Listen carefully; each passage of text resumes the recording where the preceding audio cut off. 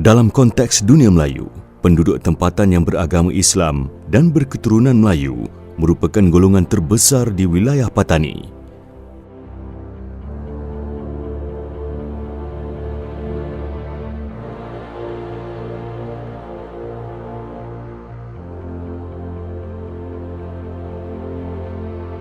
Kini, Patani menjadi wilayah selatan negara Thailand yang terdiri daripada Patani, Yala, Narathiwat, Setol dan sebahagian Songkhla. Kerajaan Patani pernah menjadi negeri Melayu yang kuat dan berdaulat. Walaupun acap kali diserang Siam sejak awal tahun 1603, namun kedaulatan Patani masih mampu dipertahankan.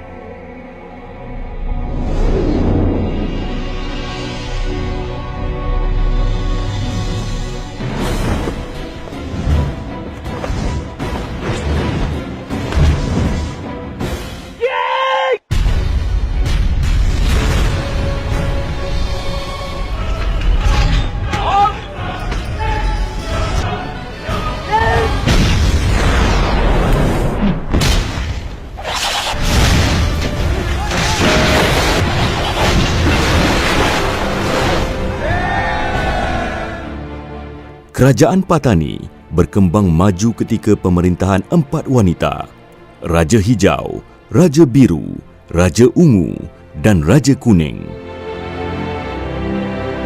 Keagungan Patani mula mengalami kemerosotan selepas kemangkatan waris dinasti Seri Wangsa iaitu Raja Kuning pada tahun 1649.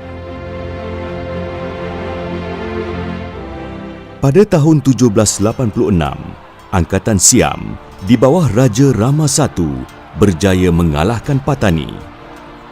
Kemudian Patani diletakkan di bawah penguasaan Raja Ligo.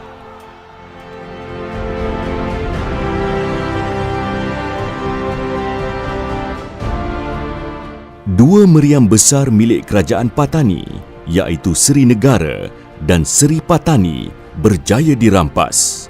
Namun begitu, meriam Seri Negara dikabarkan jatuh di kuala Sungai Patani dan hanya meriam Seri Patani yang berjaya dibawa ke Bangkok.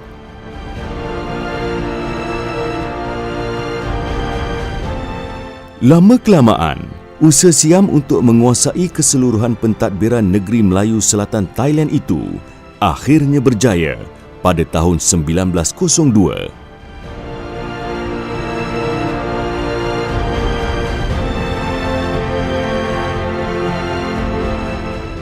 Kerajaan Siam telah menghantar wakil untuk menekan Sultan Abdul Qadir Kamaruddin menurunkan tanda tangan ke atas hal pentadbiran 7 buah wilayah Patani. Namun, Sultan enggan, lalu dilucutkan takhta secara rasmi pada 6 Mac 1902.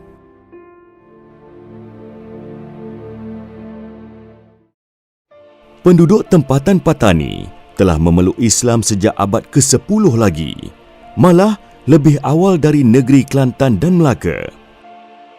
Menurut sejarah Khmer, Islam tersebar di Champa antara tahun 1000 hingga 1036 dan dari sanalah Islam berkembang di sekitar Nusantara.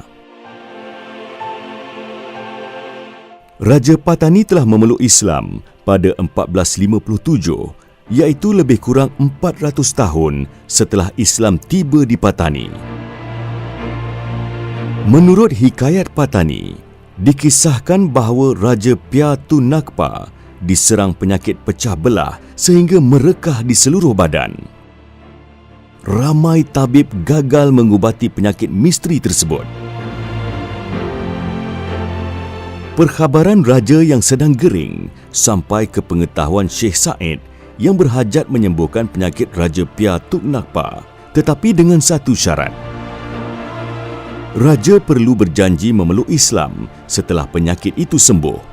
Lalu Raja Pia Tu Nakpa bersetuju dan setelah sembuh, baginda mungkir janji.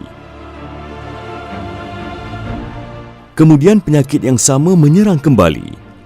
Syekh Said sekali lagi dipanggil berubat. Setelah sihat, baginda pun memeluk Islam dengan nama Sultan Ismail Shah Zalillah fi Alam. Walau bagaimanapun, tarikh Fatani tidak mencatatkan dengan jelas siapakah Raja Patani pertama memeluk Islam. Patani pada zaman dahulu merupakan pelabuhan besar dan masyhur bagi negeri Langkasuka. Penduduk Langkasuka ketika itu beragama Hindu dan Buddha yang beraliran Brahmanisma. Kedatangan ramai saudagar Islam dari tanah Arab dan Parsi telah menyebabkan perkahwinan campur dengan orang tempatan, termasuk kerabat diraja. Antaranya kisah seorang anak saudagar dari Parsi yang bernama Sulaiman Shah yang berkahwin dengan seorang puteri Raja Patani.